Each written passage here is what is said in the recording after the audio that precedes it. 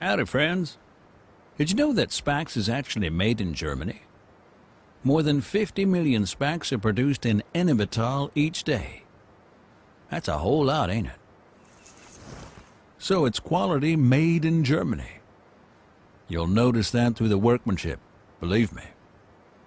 I put a rough figure on it, and I've used around 200,000 Spax in my house.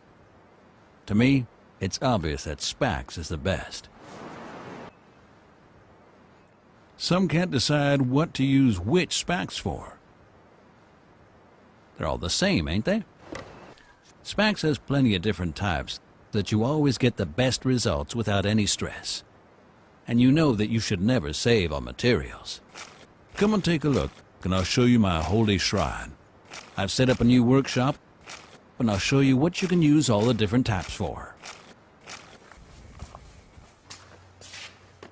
So this is my main Spax warehouse, the Texas Outpost. This Spax is different to a cheap screw. Why is it different? The know-how that's put into it. And that's more than you think. The head has a breaking and cutting rib, for example. I'll take one of these Spax.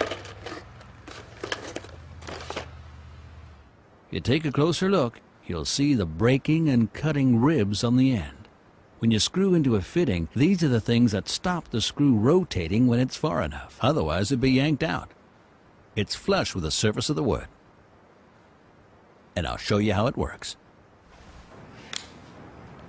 Now I'll show you what the breaking ribs are for. Great. It hasn't over-tightened. And now the cutting ribs.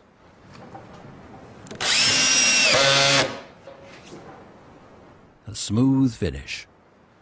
The Spax is a patented profile as well. Take a look, from here to here. This means you can work quickly and cleanly, without pre-drilling the holes. And I'll show you how this works using another example. This knife has a normal blade. This here's a normal screw without a profile, isn't it? I'll put it on a tomato. You can see how I really have to push so it goes through the tomato. Here comes the Spax with a profile. I just need to hold it with 2 fingers, go back and forwards, and the tomato isn't squashed or anything. That's how Spax works. The screw has a so-called forecut at the very front. If you look closer, you can see a square. This is used so that the wood doesn't cut or split when turning the screw in. This means more safety for you guys. I'll show you.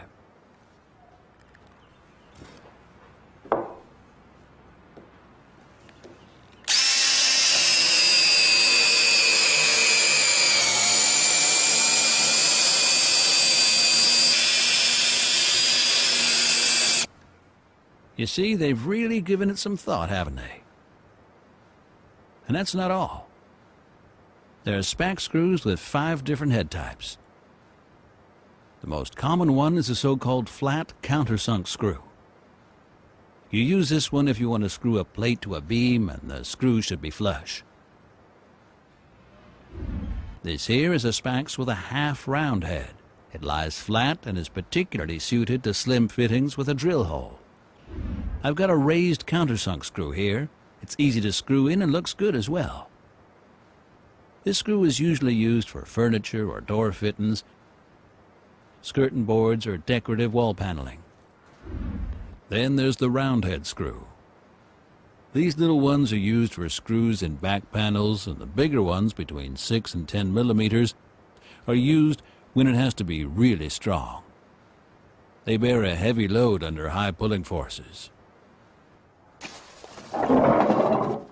And this is my cylinder head screw here, from Spax of course, just a lot smaller. It screws easily into wood and has a small slot guide. These are used in wood and glass facades and in wood construction as well. All the heads still look different. An expert would call it force application. You know this one from before, the longitudinal slot screw. but no one needs it anymore. We got all worked up about it, and Spax didn't have one anyway. Cross-recessed head came after that, and that's why Spax is called Spax and not Spa. Spax stands for the German word for bored cross-recessed head screw. This was developed further and is now called the cross-recessed Z. If you look closely, you can see the little fine lines on it. And the latest from Spax is called T-Star Plus. The bit is star-shaped and has a pin at the end so that transferring the force works even better and the screw doesn't slip off the bit.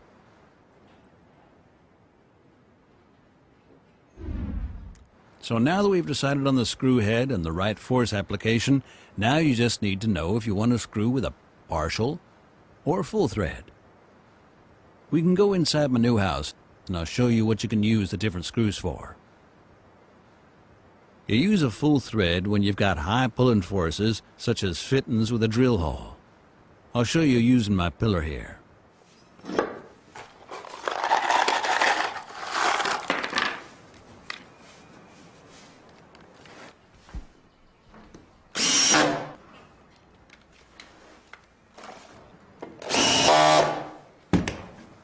Did you hear the breaking ribs? You need partial threads if you want to screw together two planks or beams, or if you want to draw a board onto a beam. The important thing is that the part without thread is always as long, or at least as long, as the board or beam is thick.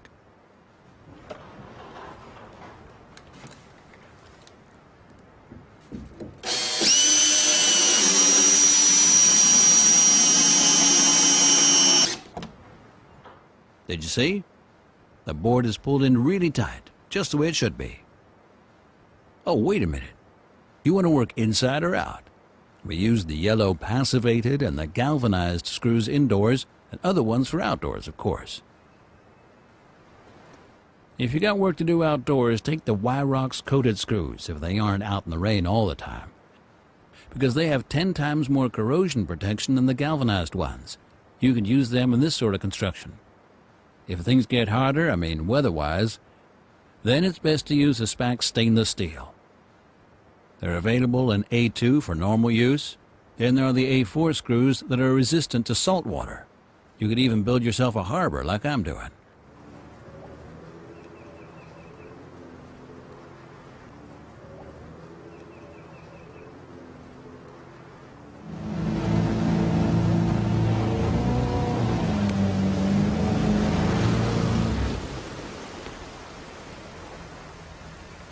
These screws will manage it.